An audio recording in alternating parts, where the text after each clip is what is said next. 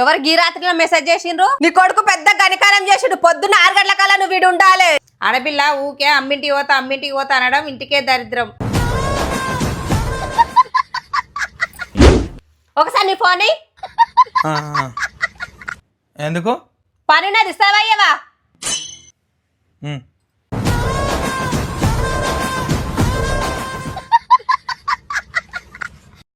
Lock మార్చినవా ఫోన్ది? అది ఆఫీస్లో నా దోస్తుగాడు నా ఫోన్ లాక్ చూసిండు. వాడు ఫోన్పేలో పైసలు వేసుకోగలడు నాకు తెలియకుండా అని చేంజ్ చేసిన. నీ దోస్తు ఫోన్ పే పిన్ కూడా తెలుసా? దొరికినరా? ఏం మాట్లాడుతున్నావే? ఫోన్ లాక్ తెలుసుకున్నాడు ఫోన్పే పిన్ తెలుసుకోడా? సరే సరే ఇక వాటి ఫోన్ తీసుకో. అమ్మాయ దక్కినరా? చచ్చిపోతుంటరా. అయ్యో రంచుల సీరల మీరికి సీకట్ల దొరకని జాకెటురా పిల్లోడా దిల్లు గల్లోడా. రాత్రిలో ఇదేం సౌండ్ నిద్ర రాకుండా?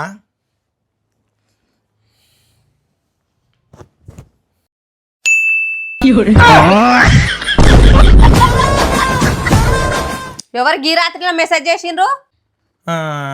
అది పొద్దుగాల జల్దీ రమ్మని మా సార్ గిట్ట చేసిండేమో. సరే ఫోన్ లాక్ది నేను చూస్తా. నెట్ బ్యాలెన్స్ అయిపోయినాయి ఇక్కడ ఈ ఫోన్ పొద్దుగాల చూపిస్తా.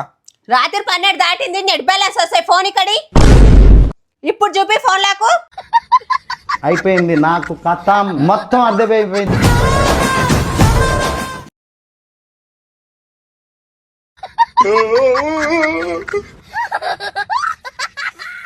ఎందుకు తప్పు కొడుతున్నావు? అది నిద్రలా లాకు గుర్తొస్తలేదు. అయ్యో తప్పు కొట్టినందుకు లాకు బ్లాక్ అయిపోయింది. నిమిషం దాకా రాదంటే ఇక. టైం అయిపోయింది ఇప్పుడు లాక్ది. ఈరోజు నన్ను నెట్ స్టార్ట్ లేదు.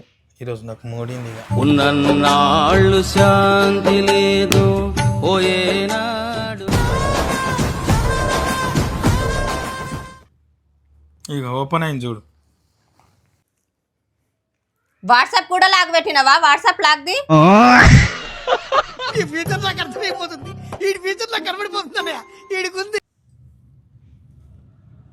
ఈ మెసేజ్ ఏంది? ఇక్కడి ఫోను ఛార్జింగ్ అయిపోయింది. నేను పొద్దుగాల ఆఫీస్కి పోవాలి, ఛార్జింగ్ పెట్టుకుంటా. రేపు ఆఫీస్కే వద్దు.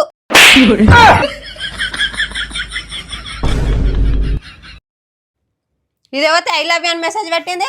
బుజ్జి నిజంగా నాకు తెలియదు బుజ్జి. ఎవరో ఏమో 2-3 రోజుల నుంచి సతాయిస్తున్నది. ఆడికోదాం ఇడికోదాం దానికి మెసేజ్లు పెడుతున్నది. నిజంగా బుజ్జి నేను రీప్లై నేను ఊకినే మెసేజ్లు చేస్తున్నది. నీకు దండం పెడతా బుజ్జి, నీకు దండం పెడతా. నాదేం తప్పలేదు. ఊకి ఆమెనే మెసేజ్లు చేస్తున్నది. ఏ మెసేజ్ రాలేదు. ఏమంటావో సుతమని నేనే ఊకి అన్నా.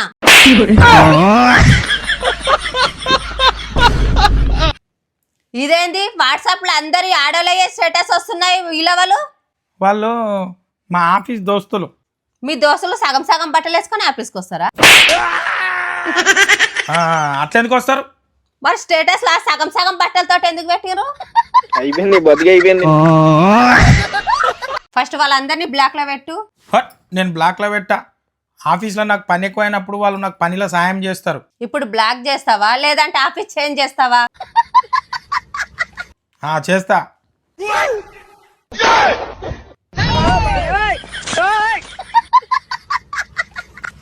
ఆగో ఛార్జింగ్ అయిపోయింది. ఛార్జింగ్ పెడతా.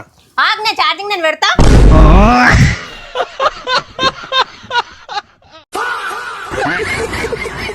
నేను ఎక్కువ కాలం బతకనండి. మీరు పెట్టే టెన్షన్కి ఇప్పుడు సడన్ గా చచ్చిపోతా. ఆ ఫోన్ ఇక్కడ మా సార్తో మాట్లాడాలి. రాత్రి 1 అవుతుంది. ఇప్పుడు ఏం మాట్లాడతావు? ఆఫీస్లో బొచ్చడు పనులు ఉంటాయి. ఎప్పుడు పడితే అప్పుడు మాట్లాడాలి. ఇక్కడి సరే సరే మాట్లాడు. ఈ రాత్రిలా లేపుతాడో లేదో ఇక నేను లోన వండుకుంటా. జరా పనుకున్న తర్వాత ఫోన్ ఇక్కడి. ఏంది గార్లీలో ఆడల ఫోటోలు ఎందుకున్నాయి? ఏం మాట్లాడుతున్నావే?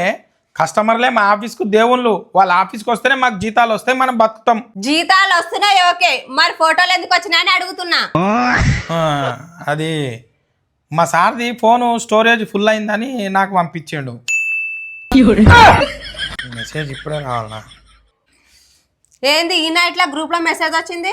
గ్రూప్లో మెసేజ్ వస్తే కూడా నా తప్పేనా?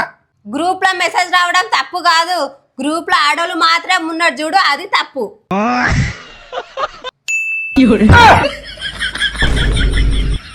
ఏమైంది ఇంకా ఆన్లైన్లో ఉన్నావు, పండుకోలేదా? కొడుకులకు పని బాట లేదు. ఈ టైంలో మరి వాడెందుకు ఆన్లైన్లో ఉన్నాడంట? వాడు కాదు అది.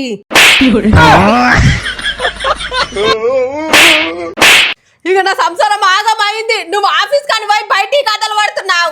ఇక నేను ఉంటా, ఈరోజు ఏదో ఒకటి తెలుసుకుంటా. ఉంటే మీ అమ్మకు ఫోన్ చేస్తా. హలో అత్తమ్మ. ఏమైంది కోడలి పిల్ల ఈ రాత్రిలో ఫోన్ చేసినావు? నీ కొడుకు పెద్ద గణికారం చేసిండు, పొద్దున్న 6 గంటల కల్లా నువ్వు వీడు ఉండాలి, ఏదో ఒకటి తేల్చుకుంటా.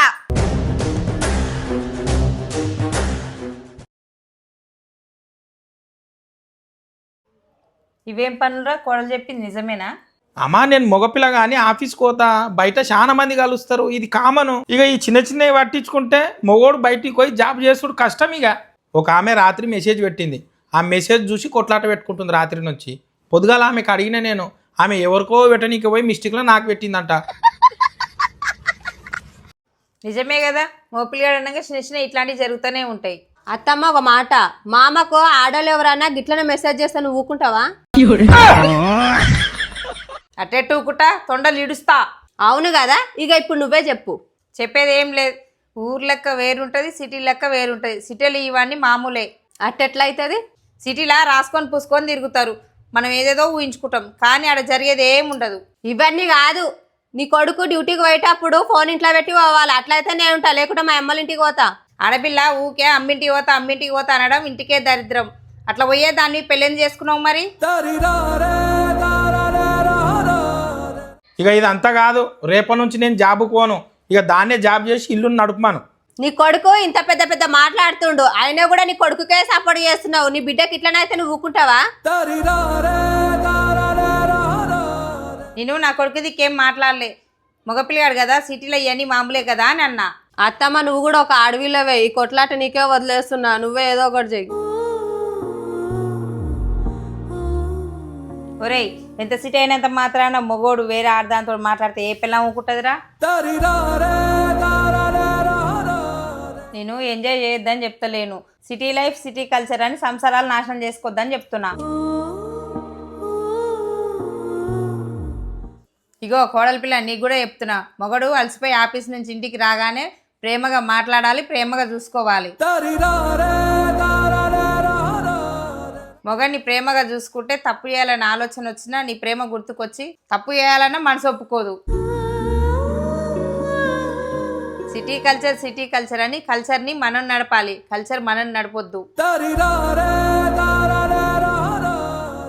ఇక నేను ఇంతకన్నా ఎక్కువ నేనేం చెప్పలేను, ఇక మీరే చూసుకొని మీరే నడుచుకోండి.